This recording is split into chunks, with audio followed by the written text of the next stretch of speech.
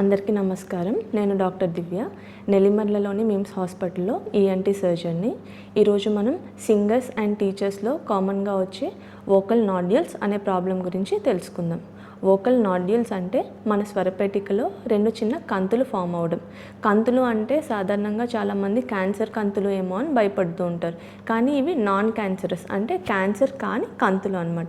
దీనికి ప్రధాన కారణం వోకల్ అబ్యూస్ అంటే మనం వాయిస్ ఎక్కువగా యూస్ చేయడం, గట్టిగా మాట్లాడడం, లేకపోతే గట్టిగా అరవడం, కేకలు వేయడం, వీటి వల్ల మన స్వరపేటిక మీద ఒత్తిడి పడి దాంట్లో చిన్న కాయల్లాగా ఫామ్ అవుతూ ఉంటాయి. వీటినే వోకల్ నాడ్యూల్స్ అంటాం. అలాగే వోకల్ అబ్యూస్తో పాటు మనం వోకల్ మిస్యూస్ అంటే మన వాయిస్ని మనలా కాకుండా వేరే వాళ్ళలాగా మార్చి మాట్లాడడానికి ప్రయత్నించడం.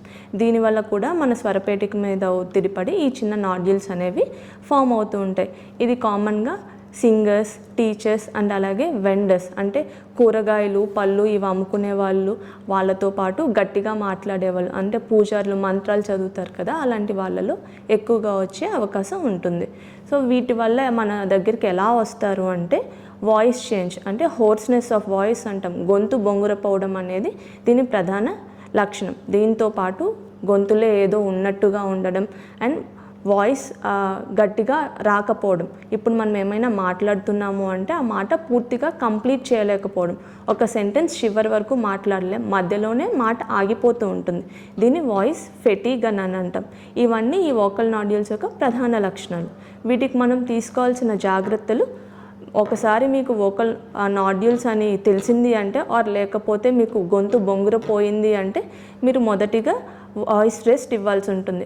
అబ్సల్యూట్ వాయిస్ రెస్ట్ అంటే మీరు అత్యవసరం అయితే తప్ప మాట్లాడకూడదు. దాంతోపాటు ఎక్కువ మంచినీళ్ళు తాగుతూ ఉండాలి. మంచినీళ్ళు అనేవి మన వోకల్ కార్డ్స్కి చాలా హెల్ప్ చేస్తాయి. సో ఎంత ఎక్కువ వీలైతే అంత ఎక్కువగా మంచినీళ్ళు తాగుతూ ఉండండి. దాంతోపాటు మీకు బొంగురు బాగా ఎక్కువగా ఉన్నట్టయితే మీరు మీ ENT డాక్టర్ని కన్సల్ట్ చేస్తే వాళ్ళు మీకు కొన్ని మందులు ఇస్తారు.